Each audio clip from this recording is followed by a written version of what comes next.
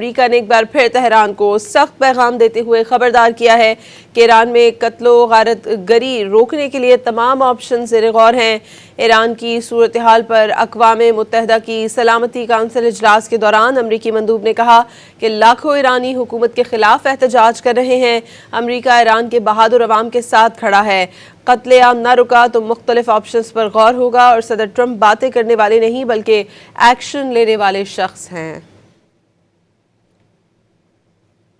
Unarmed, peaceful people who love their country are taking to the streets in pursuit of their legitimate aspirations for a better future. Well, this is our message. President Donald J. Trump and the United States of America stands by the brave people of Iran.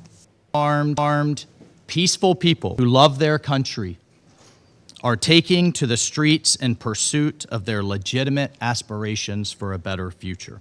Well, this is our message. President Donald J. Trump and the United States of America stands by the brave people of Iran.